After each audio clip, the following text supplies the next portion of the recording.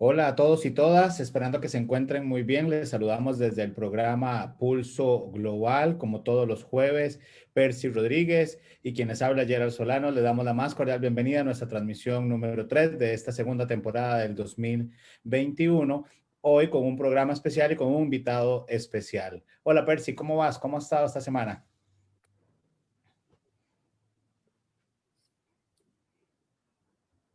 Percy, creo que estás con el audio bloqueado, no te escuchamos. Ahora sí, Ahora sí. perfecto. Muy bien. Bueno, estas cosas veredas que pasan con las tecnologías. Gerald, un gusto saludarte y saludar a don Randall, nuestro invitado, a quien ya voy a presentar, y contarles a todos, amigos y amigas que hoy nos acompañan, que vamos a tener un programa muy interesante en donde estaremos conversando acerca de la conmemoración de las víctimas del Holocausto. Hoy es un día muy particular. Ayer, 27 de enero, la UNESCO dedicó un día para la conmemoración de las víctimas, para el recuerdo de las víctimas de nacionalidad judía y de otras nacionalidades que fallecieron producto del Holocausto. Muchas asesinadas, por supuesto. Entonces, o la mayoría, o todas. Bueno, el señor historiador que nos acompaña hoy nos contará un poquito más, porque es el especialista en este caso. Bueno, contarles además que durante estos días hemos tenido importantes noticias que transmitirles. Se vienen cambios. Tal vez, don Gerald, usted les cuenta un poquito más a nuestros escuchas sobre qué cambios se vienen. Bueno, como ustedes saben, este 2021 hemos decidido ir avanzando en nuestras distintas plataformas y en la forma en que llegamos a ustedes. Y entonces, ahorita voy a anunciarles un primer gran cambio y es que a partir del próximo jueves 4 de febrero, el programa será a las 7 de la noche y no a las 8 de la noche como está hasta el día de hoy. Y ahora más adelante, al final, les tendremos otro anuncio ahí que los va a emocionar igual que a nosotros, para no atrasar más a don Randall, porque hoy por problemas técnicos hemos empezado el programa un poquito más tarde, y entonces iniciemos de una vez. Don Randall, bienvenido a Pulso Global. Muchas gracias por aceptar la invitación y de esta forma también externarle no solo el agradecimiento a usted, sino también al Museo de la Comunidad Judía acá en Costa Rica. Buenas noches, don Randall. Muy buenas noches y muchas gracias por la invitación, por tomarnos en cuenta en una fecha tan importante para nosotros, ¿verdad? Siempre hacer memoria de las víctimas y todo lo que fue el genocidio tan terrible como fue el Holocausto nazi contra el pueblo judío y otras minorías que también sufrieron pues la brutalidad, ¿verdad? Creo que fue la demostración más terrible y más contundente de hasta dónde puede llegar la crueldad del ser humano, ¿verdad? Es algo que nunca se había visto y esperamos que nunca se vuelva a dar ni contra los judíos ni contra ningún grupo de seres humanos, porque todos merecemos pues vivir y que se nos trate con respeto y con dignidad. Muchas gracias a ustedes por darnos este espacio y pues estamos anuentes a conversar y comentar cualquier aspecto relacionado con el tema del Holocausto. Buenas noches. Gracias, don Randall. Don Randall Antonio Morales Zumbado es historiador, se desempeña como asistente de la dirección del Museo de la Comunidad Judía de Costa Rica. Es además profesor universitario y, bueno, ni más ni menos que hoy nos va a hablar de un tema que es muy importante porque tiene que ver con la prevención precisamente de la violencia a nivel internacional. Don Randall, el 27 de enero, bueno, fue el Día Internacional, decíamos, de la conmemoración anual en memoria de las víctimas del Holocausto. De acuerdo a la resolución 67 de la Asamblea General de la Organización de Naciones Unidas, que al respecto señaló, abro comillas, reafirmando que el Holocausto, que tuvo como resultado que 1/3 del pueblo judío e innumerables miembros de otras minorías murieran asesinados, será siempre una advertencia para todo el mundo de los peligros del odio, el fanatismo, el racismo y los prejuicios, es lo que dice la resolución 67. Don Randall, ¿por qué la ONU acordó en particular ese día y por qué se debe recordar la Shoah? Bueno, excelente, gracias por las preguntas.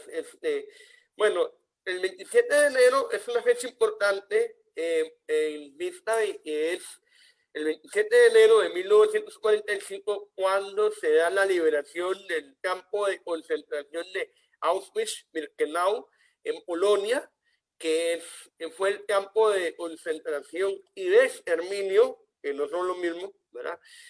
Más grande, más cruel y más simbólico, ¿verdad? Que ha pasado la historia como el más simbólico de lo que fue toda esta cuestión del holocausto, o Shoah, como se le llama en la comunidad judía.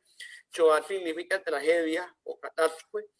Y en realidad, pues, cuando los rusos, cuando los soviéticos llegan al campo de Auschwitz, ya obviamente los soldados nazis pues habían huido, ¿verdad? Los poquitos sobrevivientes, pues ya en un momento a otro vieron que ya no habían soldados nazis, ya no habían, ¿verdad? Ya no estaban estos verdugos tan terribles sobre ellos, y al poco rato ven que más bien llegan tanques, pero de otro ejército, ¿verdad? Del ejército soviético, a liberarlos. Y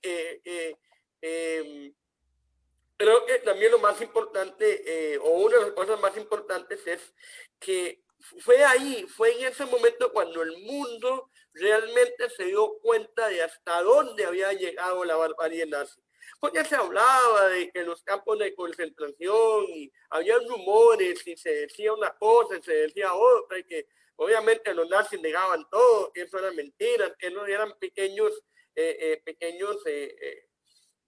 campos de trabajo, pequeñas ciudades, pequeñas villas, que simplemente la gente estaba trabajando ahí por su gusto, ¿verdad? Unos años antes había habido una inspección de la Cruz Roja Internacional al campo de concentración de Terezín, bueno, que ahora se llama República Checa, ¿verdad? Y claro, llegó la Cruz Roja, pero ahí los nazis montaron todo un teatro, ¿verdad? Pusieron ahí, literalmente pusieron un teatro, ¿verdad? Y no sé qué, y una escuelita, y una no sé qué, ¿verdad? Pero todo eso era actuado, era para engañar a la gente, ¿verdad? Para decirle, miren, esto es lo que pasa en un lugar de estos. Y obviamente todo era actuado, todo era falso, ¿verdad? Al liberarse el campo de concentración de Auschwitz, ahí es cuando realmente sale a la luz toda la crueldad y toda lo terrible que fue realmente la solución final, ¿verdad? Y ahora vamos a hablar un poquito de eso, la solución final en contra del pueblo judío. Entonces, creo que también es importante porque fue el día en que el mundo realmente abrió los ojos, ¿verdad?, de lo que realmente estaba pasando y hasta dónde llegaba la barbarie nazi. Bueno, de hecho ahí tengo una fotografía del campo de concentración de Auschwitz. No sé si me permiten compartirla para que puedan ver ahí algunas pequeñas imágenes. Me indican si puedo compartir. ¿Sí? Ok, ahí está. Okay. Vamos a ver, doña la producción. Perfecto. Ahí, bueno, esto es, digamos, bueno, estas son fotos obviamente tomadas un tiempo reciente. Ahora el campo de concentración de Auschwitz es un museo y es un elemento, digamos, de recordación perpetua. Todo el tiempo hay que recordar esto. ¿Para qué? Para que no vuelva a ocurrir, para que no vuelva a pasar, ¿verdad? Y es doloroso, y es feo, y es triste, etcétera, etcétera, pero es necesario que se recuerde para que no vuelva a pasar. Imagínense ustedes que Hitler incluso había dicho, bueno, vamos a exterminar judíos, ¿qué importa? ¿Verdad? ¿Qué importa? ¿Quién se acuerda del genocidio armenio de 1918, 19, 20? ¿Verdad? A manos de los turcos. ¿Quién se acuerda de eso? ¿Verdad? Entonces, bueno, y dice, nadie se acuerda de eso, pues lo que vamos a hacer con los judíos, igual nadie se va a acordar de eso en pocos años. Justamente por eso es que hay que mantener viva la memoria para no permitir o tratar de evitar que estas cosas vuelvan a ocurrir. Lamentablemente han habido otros genocidios después de este, ¿verdad? Han seguido habiendo prácticas segregacionistas como el apartheid, que duró tantos años, el genocidio ahora contra, digamos, bueno, que ha sido sometido sistemáticamente el pueblo kurdo en Irak y otros países aledaños. O sea, todavía existe, ¿verdad? Todavía hay. Entonces, imagínense, si no se recordara la Shoah, ¿cuánto más daño no habría en este momento a nivel mundial? Es necesario recordar para tratar de evitar que vuelva a ocurrir. Así es, estamos en vivo en Pulso Global, hoy conversando con don Randall del Museo de la Comunidad Judía en Costa Rica, precisamente en la conmemoración anual en memoria de las víctimas del Holocausto.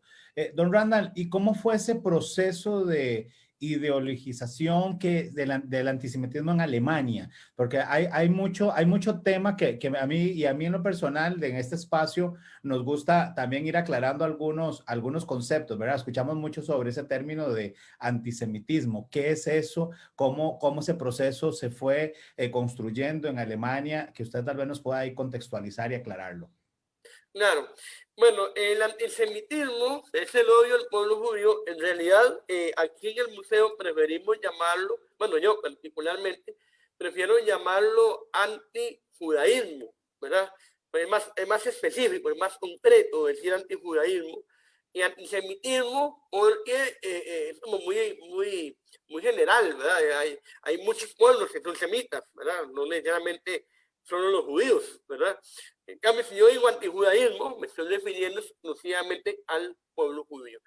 El antijudaísmo es algo que viene desde muchísimo tiempo atrás, casi que desde antes de la era cristiana, de iniciar la era cristiana, ¿verdad?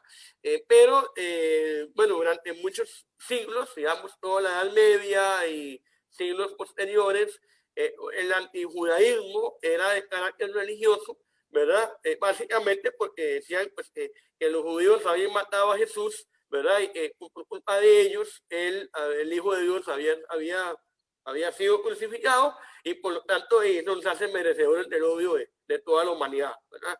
En el siglo XIX, el antijudaísmo cambia el matiz y ahora va a ser un antijudaísmo racial, mal llamado racial, porque los seres humanos no tenemos razas, ¿verdad? O sea, nosotros entendemos que somos grupos étnicos, ¿verdad? No razas, ¿verdad? Somos grupos étnicos. Pero en aquel tiempo se hablaba de razas. Entonces, ahora el antijudaísmo, digamos, de finales del siglo XIX, amparado un poco con una interpretación muy particular de la teoría de la evolución de las especies de Carlos Darwin, ¿verdad? Ustedes saben que esa teoría dice que las especies más desarrolladas y más evolucionadas van a prevalecer, van a predominar sobre las menos evolucionadas y por lo tanto la supervivencia de más fuerte es la de la que queda, ¿no? ¿Verdad? Entonces, esa teoría biológica, ¿verdad? La retorcieron y lo que hicieron fue aplicarla a las sociedades humanas y decir, bueno, entonces hay sociedades humanas más evolucionadas y hay sociedades menos evolucionadas. Hay grupos más evolucionados, grupos menos evolucionados. Por lo tanto, los más evolucionados tienen que estar por delante y por encima de los otros que realmente deben estar sometidos o desaparecer del todo. Y uno de esos grupos eran los judíos. Entonces, digamos, ahí era una persecución contra el pueblo judío, no por la religión, no por Jesús, no por nada de esas cosas, sino considerando a los judíos como un grupo étnico, ¿verdad? Más que religioso, un grupo étnico potencialmente peligroso, que va a degradar a la humanidad, que tiene una sangre inferior, que tiene una sangre sucia, ¿verdad? Bueno, tiene diferente la sangre de un judío de la mía, por ejemplo. Somos seres humanos todos, ¿no? O sea, pero en la mentalidad del nazi, eso era así, ¿verdad? Entonces, el antisemitismo o el antijudaísmo europeo, bueno, estaban en toda Europa, digamos, Hitler no es que inventó todo esto. Para mí Hitler fue como la persona que encendió la chispa, que encendió, ¿verdad? Aglutinó todas esas corrientes de pensamiento, ¿verdad? Que ya existían en Europa en contra del pueblo judío, particularmente en literatura. Por ejemplo, el libro, aquí voy a ver si lo puedo mostrar acá, el libro Los protocolos de los sabios de Sion, ¿verdad? Es un libro escrito en Rusia en 1902, donde habla que los judíos tienen un plan perverso para apoderarse de las riquezas del mundo y por lo tanto, antes de que ellos gobiernen sobre nosotros, pues hay que ¿verdad? Aplastarlos, básicamente, ¿verdad? Luego aparecen otros libros como El Judío Internacional, escrito por Henry Ford en 1920, donde narra ideas similares. Henry Ford era un gran antijudío, ¿verdad? Y Hitler agarra estos materiales, estos libros y repito, revistas antijudías que habían, artículos de periódicos que existían también, iban en esa línea, y a partir de esto él crea un libro llamado Mi Lucha, ¿verdad? Donde él expone cuál es su pensamiento hacia los judíos y que él pretende, pues, ¿verdad? Que la raza pura germánica, pura entre comillas, ¿verdad? Pura germánica está en riesgo y que él mismo es el superhombre que se necesita para exterminar este peligro, ¿verdad? No solamente de los judíos, sino de otras minorías que también son un peligro para la pureza de la sangre germánica, ¿verdad? Y todo esto, cuando Hitler llega al poder en 1933, es para mí el momento en que inicia verdaderamente la Shoah. O sea, el holocausto contra los judíos no comenzó con la Segunda Guerra Mundial, comenzó desde antes, comenzó 6 años antes, en 1933, apenas Hitler llega al poder, empieza a poner en práctica todo su pensamiento y empieza a ideologizar, o más bien empieza a adoctrinar, es la palabra, adoctrinar al pueblo alemán de diferentes maneras. Primero, bueno, el tiempo obviamente no existían las redes sociales, no existía el internet, no existía la televisión, pero sí existían los periódicos, sí existían las películas, los cines, sí existían panfletos, papelitos que se repartían en la calle, donde se le decía al ciudadano alemán, mire, usted estamos en riesgo, ¿verdad? Hay que acordarse que en ese momento Alemania está atravesando una crisis económica y social terrible, primero porque fue la gran perdedora de la Primera Guerra Mundial y la gran castigada por el Tratado de Versalles de 1919, y también por la crisis mundial de 1929, la crisis de Nueva York del año 29. Entonces, Alemania empieza a vivir una crisis terrible, y cuando la gente está en una crisis, pues no razona bien, la gente se asusta fácilmente, está en un estado de angustia y congoja. Bueno, y muchos ya lo han dicho, digamos, ¿verdad? Esto de la pandemia ya está afectando mentalmente o psicológicamente a mucha parte de la población, ¿verdad? Por la incertidumbre que estamos viviendo pues, en estos tiempos por la pandemia. Bueno, algo así era lo que estaban viviendo los alemanes, y llega esta persona que se presenta como el gran salvador y además señala que estas personas son los culpables de lo que está pasando en Alemania. Pues claro, la gente se ve y se comió, digamos, le compró esa mentira a Hitler. Los nazis tenían una frase: toda una mentira que se repita 1000 veces se vuelve verdad. Una mentira que se repite y se repite y se repite, por más absurda que parezca, por más descabellada que parezca, una mentira que se repite y se repite, la gente la va a terminar creyendo tarde o temprano, y aún la misma persona que está diciendo la mentira, que sabe que es mentira, se autoengaña a sí misma, ¿verdad? Y todos terminan creyendo mentiras. Entonces, ahí, digamos, empieza un proceso de adoctrinamiento con los adultos, ya dijimos, ¿verdad? Con panfletos, con artículos, con anuncios en los periódicos, o los niños, ¿verdad? No sé si pudieron ver ahí, hay un libro que se llamaba El Lomo Venenoso. Es un libro para aprender a leer y escribir, digamos, como cuando leíamos Papo y Lola en la escuela, ¿verdad? Ese libro es igual para aprender para que los niños, ¿verdad?, alemanes aprendan a leer y a escribir alemán, pero es un libro claramente antijudío, donde ¿qué es lo que le dice a los niños? El hongo venenoso es judío. O sea, lo judío es sinónimo de veneno, es sinónimo de peligro, es sinónimo de muerte para todos los demás, ¿verdad? Entonces, ahí se empieza también un proceso de adoctrinamiento y de lavado de cerebro para los niños. Y los jóvenes también no se quedaron por fuera, porque también existieron las juventudes hitlerianas, que eran como los niños exploradores, ¿verdad? Los scouts, como llamamos aquí en Costa Rica, los scouts, ¿verdad? Una organización parecida, pero con, obviamente, para no solamente enseñarle a los jóvenes a ir de campamento y hacer fogatas y todo lo que ellos aprenden allí, sino además para ser adoctrinados con el pensamiento nazi, para el día de mañana ellos sean los nuevos líderes del partido nazi y de la gran Alemania que Hitler está construyendo en ese momento. Entonces vean que hay toda una maquinaria de adoctrinamiento, vuelvo a la palabra, adoctrinamiento, ¿verdad? A todas las edades, niños, jóvenes y gente adulta, ¿verdad? En todo, para que Alemania navegara en una sola dirección, ¿verdad? Y todas las voces disidentes, todo lo que se opusiera o estuviera en contra del pensamiento oficial, simplemente era callado, era metido en la cárcel, ¿verdad? Porque solamente había un único partido y un único pensamiento permitido en Alemania.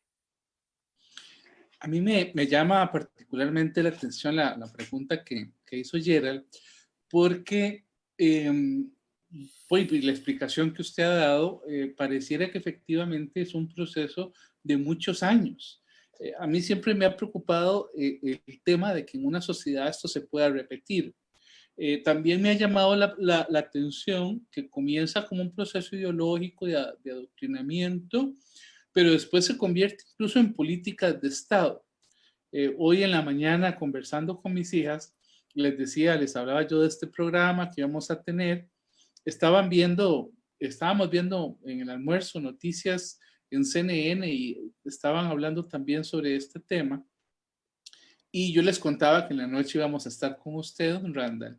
Y ellas me decían, bueno, pero esto, me dice mi hija que es ingeniera industrial, me dice, bueno, mira, ya actualmente con las tecnologías y la comunicación, esto ya jamás se podría dar, me decía ella. Claro, me escuchó hablar como 30 minutos, poniéndole ejemplos, ¿verdad? Desde la invasión de Putin a la península de Crimea, pasando por la subida de los partidos de ultraderecha en Europa y por muchos gobiernos a nivel internacional que son xenófonos y racistas, ¿verdad? Acaba de irse uno. Bueno, el tema es que al final uno podría pensar que este tema del adoctrinamiento que comenzó a nivel con el partido nazi, etcétera, finalmente termina como un tema de política de Estado. Y me gustaría tal vez si usted pudiera poner algunos ejemplos. Estoy pensando quizás en las famosas leyes de Nuremberg y algún ejemplo que usted tuviera, digamos, de ese momento en donde un proceso de partido, de ideología de partido, se convierte posteriormente en política de Estado. Bueno, qué linda pregunta me está haciendo usted, porque justamente cuando yo tengo ya 15 años, más de 15 años de estar pues compartiendo este tipo de temas y de charlas con gente, con estudiantes, con personas interesadas en el tema. Yo, por ejemplo, esta enseñanza o este tema yo lo enseño como un proceso. Bueno, o sea, la historia es un proceso, todo lo que es historia es un proceso, ¿verdad? Y entonces yo les digo a la gente, miren, aquí vamos a ver 3 fases muy claramente definidas. La fase 1 es, primero, la fase de la propaganda, que la acabo de explicar ahora, ¿verdad? Y la fase también yo le llamo la fase de la agresividad jurídica, ¿verdad? Agresividad jurídica. No sé si yo le veo a ustedes como cara de abogado, no sé si alguno aquí es abogado, no, ninguno. No como carilla como de abogado, no sé. Pero digamos, la agresividad jurídica, digamos, con las leyes de Nuremberg, por ejemplo, o sea, fue como el paso a seguir. Okay. Primero se hace toda una campaña fuertísima en contra de este grupo de seres humanos, ¿verdad? Y hay que entender también algo de psicología en este caso. Cuando un pueblo está atravesando una crisis, la gente buscará a quién echarle la culpa, a alguien a quién echarle la culpa. El ser humano se puede quedar sin trabajo, sin dinero, sin casa, sin familia, sin nada, pero nunca se va a quedar sin alguien a quien echarle la culpa, ¿verdad? Entonces, usted, cualquier persona, usted la ve en la calle y entonces usted le pregunta, mire, lo veo mal, no, sí estoy mal, pero es culpa de él, es culpa del gobierno, es culpa de la suegra, es culpa del otro. Siempre buscamos saber a quién señalamos, ¿verdad? Y muchas veces con nuestros propios errores, ¿verdad? A veces las cosas no nos salen bien, pero con nuestros errores. Pero ¿qué es lo más sencillo? Señalar a otra persona y descargar mi frustración en otra persona o en otro, digamos, en el gobierno, etcétera. En este caso, para el pueblo alemán fue muy fácil, ¿verdad? Descargar toda la frustración que traía sobre un grupo específico de seres humanos, el pueblo judío alemán, ¿verdad? Entonces, esto lleva también les hablo de la agresión jurídica, es la ley de Nuremberg, ¿verdad? Que son leyes completas y absolutamente antijudías. Tenemos un dicho aquí en el museo que es que no todos los judíos, no todas las víctimas de los nazis fueron judíos, pero sí todos los judíos fueron víctimas de los nazis. ¿Por qué? Porque es cierto, los nazis persiguieron de manera también muy terrible a homosexuales, testigos de Jehová, gitanos, eslavos, discapacitados, personas con problemas psiquiátricos, etcétera, etcétera, ¿verdad? Y a todos les hizo casi que lo mismo que a los judíos.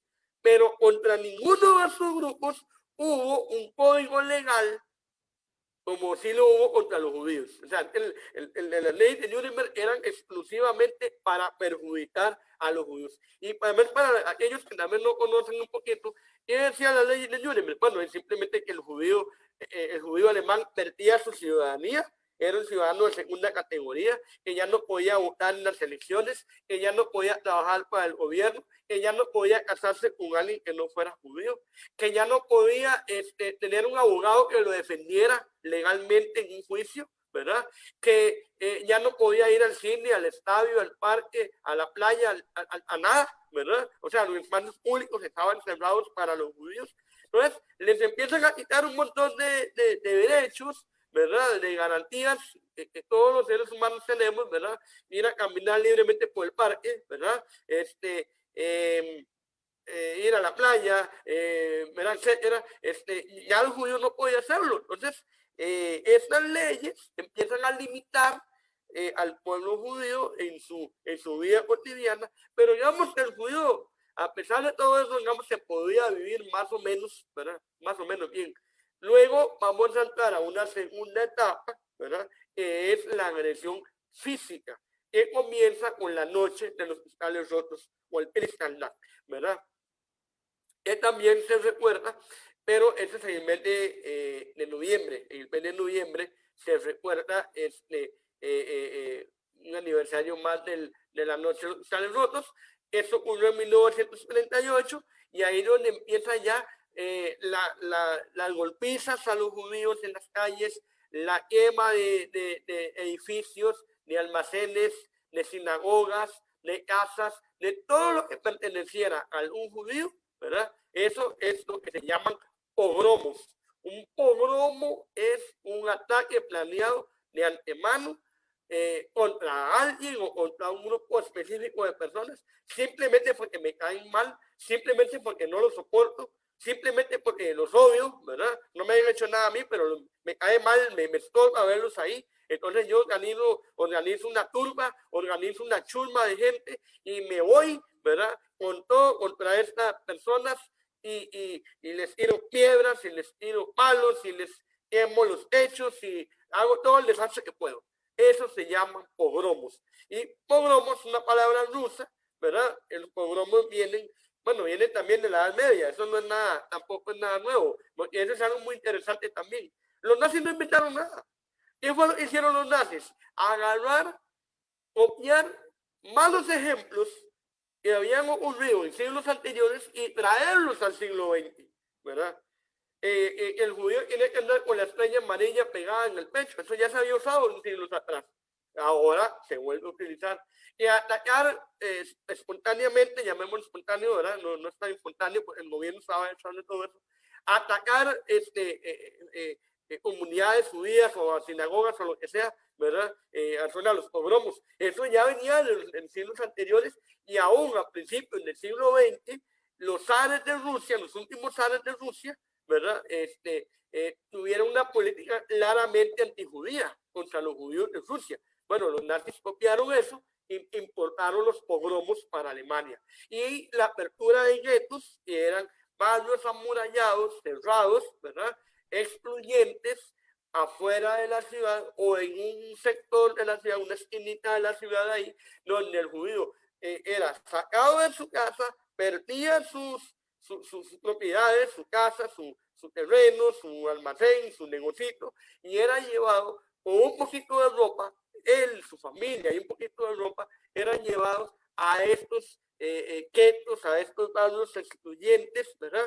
Y entonces lo perdían todo, y en esos barrios, en cada casa, podían meter hasta 5 familias. Entonces, imagínense, ¿verdad? Y también los guetos se utilizaron en la Edad Media, ¿verdad? Ya venían de tiempo atrás, ya habían desaparecido por un tiempo, los nazis lo volvieron a traer al tiempo presente, y la agresividad ahí es no solamente física, las golpizas, en los ataques contra las casas, contra las propiedades de los judíos, sino también las expropiaciones arbitrarias contra los judíos y el ser llevados a guetos que eran casi peor que una cárcel, ¿verdad? Porque ni siquiera tenían comida, ni siquiera tenían medicina, no tenían nada, ¿verdad? Solamente tenían ciertas personas podían entrar, podían salir ciertas horas, ¿verdad? Pero el gueto era poco más que una cárcel, o poco menos que una cárcel, ¿verdad? Entonces, de ahí tenemos ya una agresividad terrible y luego una tercera etapa que se la van a llamar la solución final, ¿verdad? Porque ven que los guetos ya no cabe la gente, demasiada la gente viviendo ahí. Entonces los nazis dicen, bueno, tenemos que encontrarle una solución definitiva al problema judío. Y la solución final, ¿cuál va a ser? Abrir campos de concentración y de exterminio para aniquilar definitivamente al pueblo judío. Entonces vean que algo que empezó con una simple propaganda terminó en una masacre terrible, completamente atroz, inhumana, ¿verdad? Entonces vean cómo todo fue en un proceso, ¿verdad? Cada vez más fuerte, ¿verdad? Hasta que ya cuando Hitler, cuando los nazis vieron que ya tenían perdida la guerra, que ya era cuestión de tiempo nada más, intensificaron todavía más las matanzas de judíos, ¿verdad? Para seguir haciendo más daño. Entonces, vemos que todo fue un proceso, ¿verdad? Algunos historiadores hablan de que todo estaba planeado en un principio, todo ya venía claramente planeado, ¿verdad? Muy alemán, ¿verdad? ¿verdad? Pero otros dicen que no, en el camino los alemanes fueron ensayando ideas, ¿verdad? Y bueno, esto puede servir, esto no nos sirve, probemos con esto otro. Yo me inclino más por la segunda, yo me inclino más porque había una idea, digamos, más o menos de qué querían hacer con el pueblo judío, ¿verdad? Pero digamos, lo que eran los campos de concentración y de exterminio, tal vez no estaba tan claro en un primer momento. Y luego ya, digamos, se hace la implementación final, ¿verdad? Para liquidar al pueblo judío. Don Randall, bueno, seguimos en vivo en Pulso Global. Saludamos a nuestros amigos de Espacio Global de México que nos están saludando en Facebook. También a doña Vilma Fagensic que dice compartiendo con ustedes. Ana María Blanco le envía un saludo. Don Randall dice de parte de los estudiantes del Colegio San Enrique de Osorno que usted siempre los recibe y les da información de este tipo para hacerlos reflexionar. También a Rodrigo Salazar que dice bendiciones Randall de parte de la Iglesia de Dios y a todos los que nos están acompañando. Don Randall, ¿y de cuántas víctimas estamos hablando? ¿Cuáles fueron las consecuencias, digamos, particulares? ¿Y qué piensa o qué podría usted decir en la actualidad sobre aquellos que sostienen esas teorías negacionistas con respecto al holocausto? Bien, bueno, ¿cuántas víctimas? Se calcula que fueron 6 millones de víctimas judías, ¿verdad? 6 millones, víctimas mortales, ¿verdad? Víctimas mortales, bueno, como dije ahora, todos los judíos fueron víctimas, ¿verdad? Nada más que unos murieron y otros, pues, gracias a Dios, lograron sobrevivir, ¿verdad? 6 millones de víctimas mortales judías, de las cuales se han identificado con nombres, apellidos, alrededor de 4,5 millones, ¿verdad? El Museo Yad Vashem de Jerusalén tiene ahí, digamos, el registro de los nombres y las personas, ¿verdad? Pero tal vez decir 6 millones es como algo muy frío, como 6 millones, ¿verdad? No sé, ¿verdad? Yo les voy a mostrar en este momento de este libro que tenemos acá.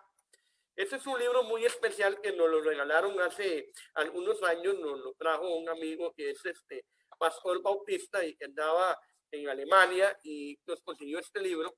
Es un libro que en todo él, ya que es un libro grueso, un libro grande, ¿verdad? En todo este libro viene una sola palabra, una sola, porque ustedes no lo crean. Viene una sola palabra, la palabra judío, la palabra Jew en inglés, ¿verdad? Judío en inglés es Jew. Y aquí vamos a ver, ¿verdad? Todo esto que ustedes ven aquí, que también no lo logran distinguir porque está muy pequeñito, son la palabra judío, Jew, 6 millones de veces. O sea, cada una de estas palabritas chiquititas representa un ser humano aniquilado por el régimen nazi, ¿verdad? Y vean que es un libro bastante grueso, bastante gordo, ¿verdad? O sea, estamos hablando de toda la población actual de Costa Rica y todavía 1 millón más de personas aniquiladas por el régimen nazi. O sea, imagínense, también se dice, no son 6 millones de víctimas, es 6 millones de tragedias, ¿verdad? 6 millones de tragedias, una tragedia de 6 millones de veces, ¿verdad? Y entonces este libro nos permite darnos una pequeñísima idea de la magnitud del desastre, ¿verdad? Imagínense ustedes que para 1933 se calculaba que había en el mundo unos 20 millones de judíos, más o menos, ¿verdad? Y ahí sacamos cuentas, ¿verdad? Entonces aniquilaron 6 millones, o sea, para 1945, ¿cuántos habían? Apenas 14 millones de judíos.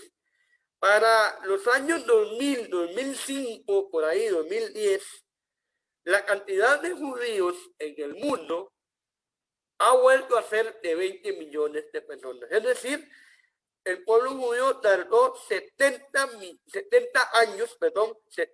años en recuperar la cantidad de gente que perdió en 12 años. ¿Verdad? Entonces, imagínense, para que tengamos una idea de la magnitud de lo que estamos hablando, ¿verdad?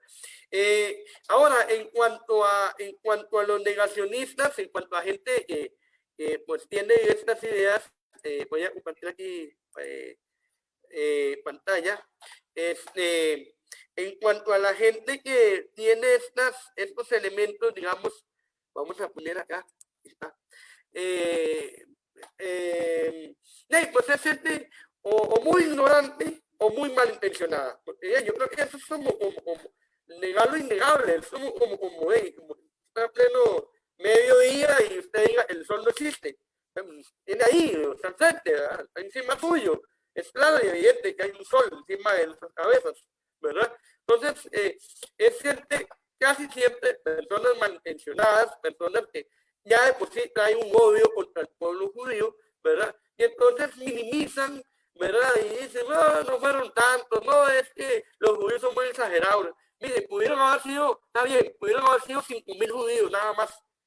igual gente, igual fueron personas aniquiladas por el odio, el fanatismo, por el racismo. O sea, la cantidad de personas no desvaloriza el hecho. El hecho es uno.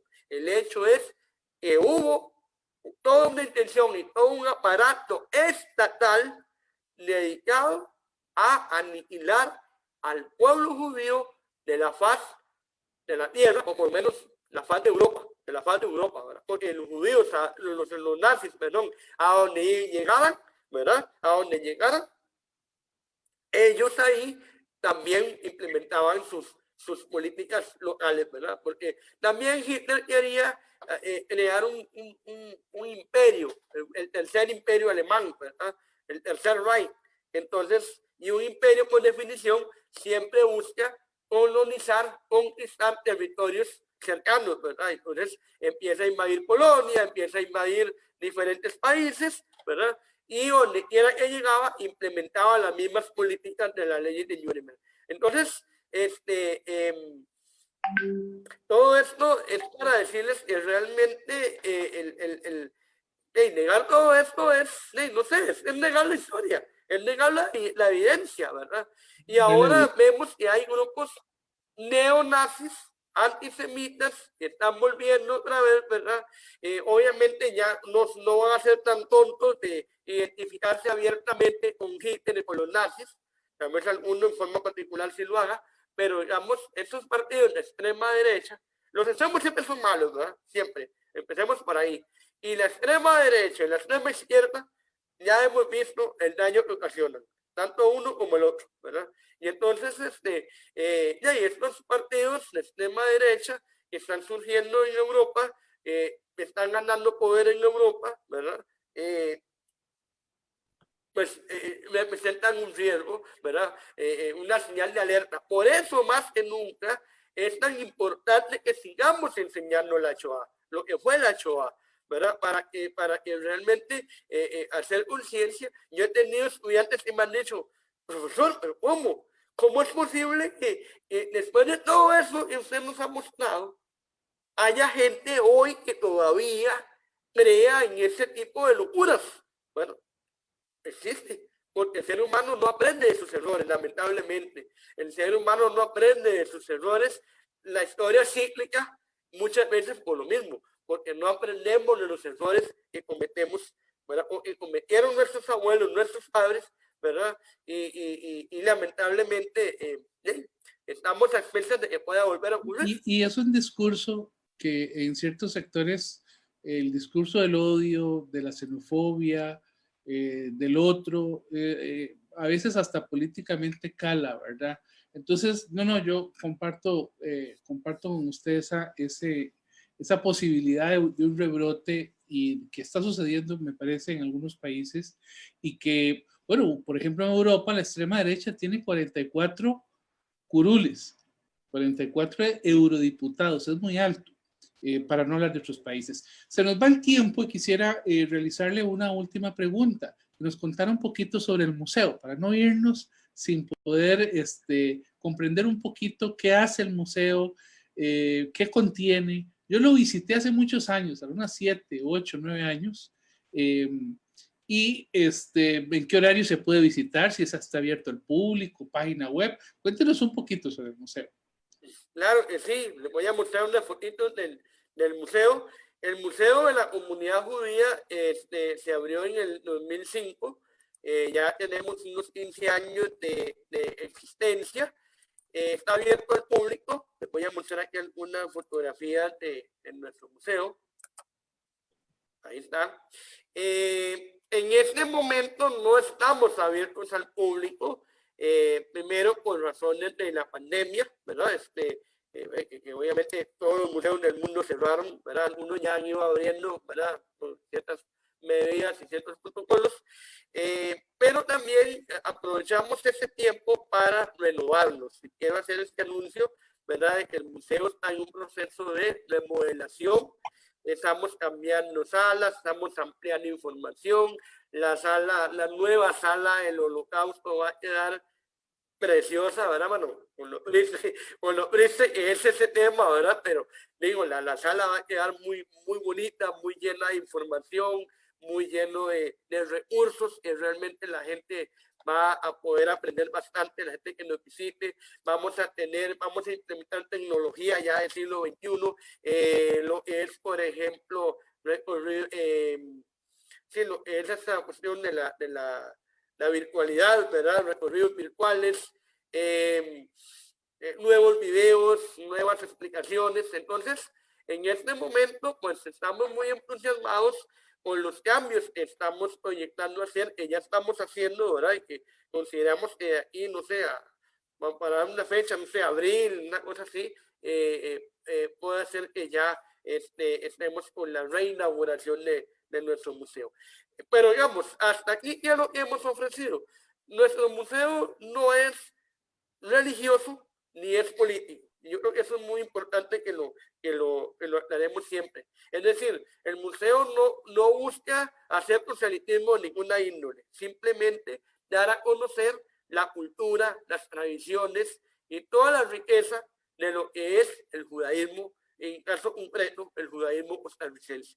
¿De qué hablamos en el museo? Hablamos de tradiciones judías, como por ejemplo lo que son las leyes del judaísmo, las costumbres dietéticas del judío, las fiestas del judío, cómo es que, por ejemplo, las diferentes festividades que ellos tienen, el Año Nuevo, el Hanukkah, la fiesta de las luces, etcétera, ¿verdad?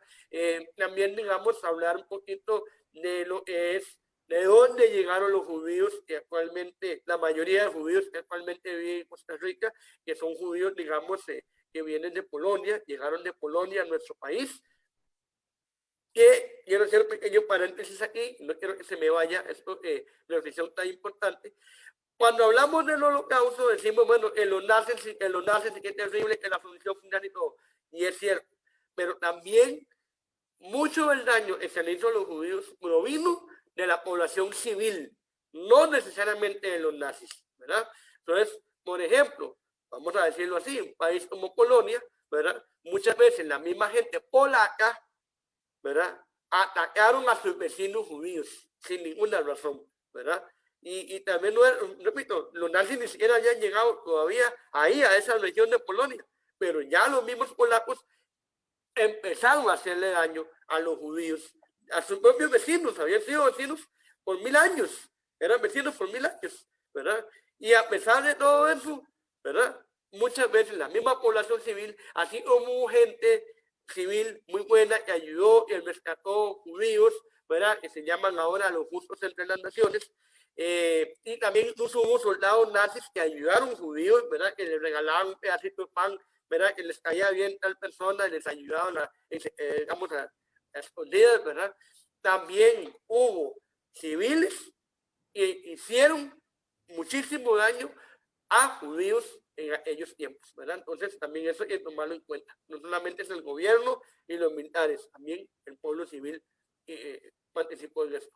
Volviendo al tema del museo, hablamos de la llegada de los judíos a Costa Rica, cuándo llegaron, cómo llegaron, cuáles fueron sus primeros trabajos, la venta ambulante de casa en casa, ¿verdad? Tocando la puertica ahí, ¿verdad? Con una valija, lo que ahora conocemos popularmente como polaco o polaquear, ¿verdad? Viene de ahí, justamente de esta situación.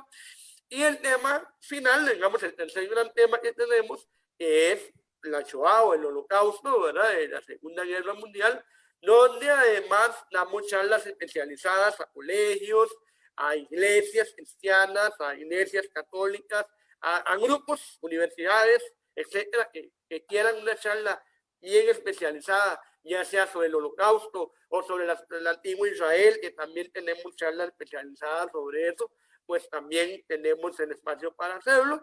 Incluye una pequeña visita, no sé si vieron ahí las fotos, una plazoleta que tenemos aquí atrás, ¿verdad? Que se llama el Parque de la Vida, que es un monumento a los sobrevivientes del Holocausto, porque también es un elemento importante. Siempre se habla de las víctimas del Holocausto y por supuesto que merecen todo el respeto, toda la consideración, toda la honra, ¿verdad? Fueron víctimas inocentes de la locura nazi, pero a veces se dejaba como de lado a los sobrevivientes, y los sobrevivientes fueron muy importantes porque eran fueron los que contaron la historia, fueron los testigos presenciales y que al principio la gente no les creía lo que estaban contando. Y muchas veces los propios judíos, digamos, llegaban a Latinoamérica y contaban, y los judíos de aquí no le creían muchas veces, ¿verdad? ¿Cómo?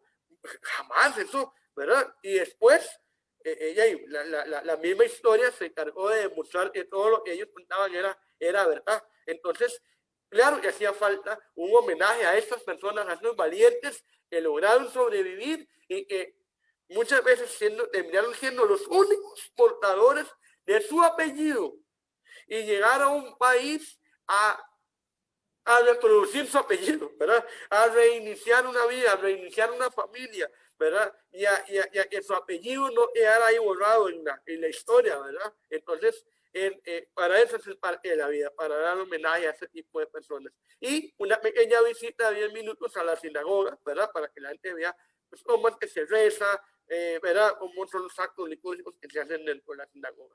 ¿Cuál es el horario? Bueno, antes de la pandemia, nuestro horario era de lunes a jueves, de 8 de la mañana a 6 de la tarde y viernes de 8 de la mañana a 4 de la tarde.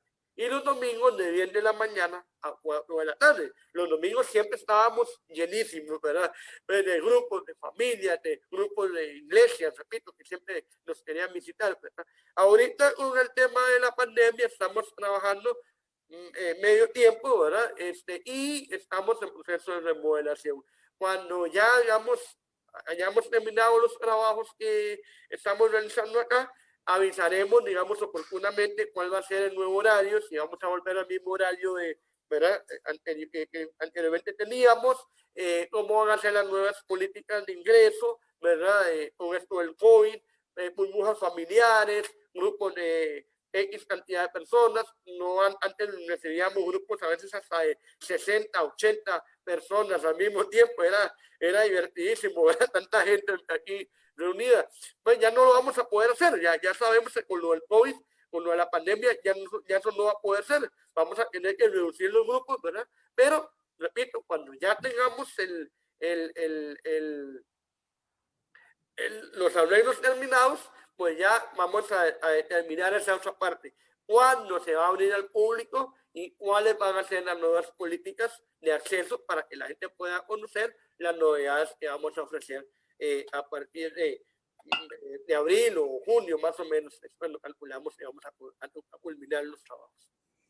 Bueno, Randall, muchísimas gracias. Lamentablemente el tiempo siempre es el enemigo en estos programas. Ya hemos llegado al final, pero muy agradecidos por la explicación, por los datos, por responder a nuestras inquietudes. Quedan las puertas abiertas de este programa para poder conversar de otros temas más adelante acá en Pulso Global. Y extenderle, por supuesto, el agradecimiento a todo el equipo del Museo de la Comunidad Judía en Costa Rica.